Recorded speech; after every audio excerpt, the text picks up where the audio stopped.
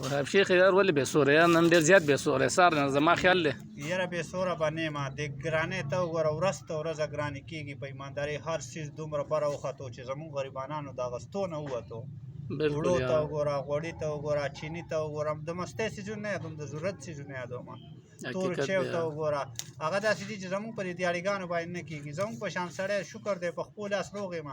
په 3 میاشتو کې 15000 روپۍ ګټلي دي اخوا خرچې چې کومه ده 75 راغلي ده په ما باندې لکه یار حقیقت دی د بیل او د دې څیزونو خرچې چې راجمع کړي په ما 75 ده نو لکه اخر به کې شکر دی مونږ خوارکان یو مونږ ګټلی شو خو د غریبانانو به څه کېږي یار لکه دا حقیقت دی یار څه شو هغه مشران ته زه حیران یم چې 3-4 روپۍ به پېټرول ګران شو په سایکلو بې ځان پسې ښځې کېنولې وي د نوښار او د مردانو په لارو کوڅو کې به ګرځېدل دا غله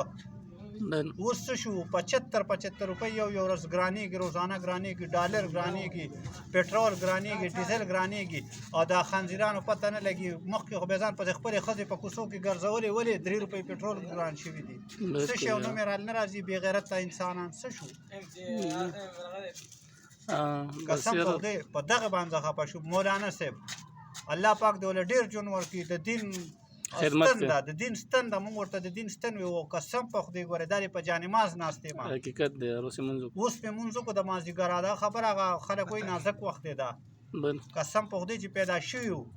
د مولانا صاحب سپورټران یو ټول خاندان یوازې نه زه نه ټول خاندان اوس مې مرونه پکې دي جګړې مې پې کوي ما مې پې کړي دي ټول کلی مې پې خفه کړی ټول کلي به سرې جنډې لګولې صرف په ما برګه جنډه لګولې ما دا چا جنډه ده دوی ویل دا د محمد رسول الله جنډه ده ما هم په هغې رغه باندې لګولې وه چې دا د پیغمبر جنډه ده او دا جمعیتیان دي دا مولیان دي دا د پیغمبر په مسله ناستي خلک دي ما به د دې د وجې لګولې او د عمران خان خلاف دی راووتل چې یاره دا ګراني ده واخوا دې خوا اوس څه شو یاره دقه ځای کې زه خفه شم چې اوس څه شو یاره مونږ خپله باندې کمپیوټر شو په 53 نه په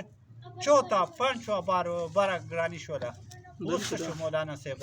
اوس هماغه مونږ ستا کسان یو قسم په خدای دا ته اورېدلي وه نه ورکوله نور ځکه چې د غریب خلاف اواز نه کوي لکه غریب سره ملګرتیا نه کوي د غریب ملګرتیا نشته اوس هم که رالی او واپس یې د دې غلو نه انکار وکړو مونږ بیا هم هغه د جمعیت کارکنان یو بیا به لوټ ورکوو او که داسې نه یو د دې غلو ملګرتیا کوي نو بیا عمران خان زنده‌باد او دا ټول غله مرده‌باد زنده‌باد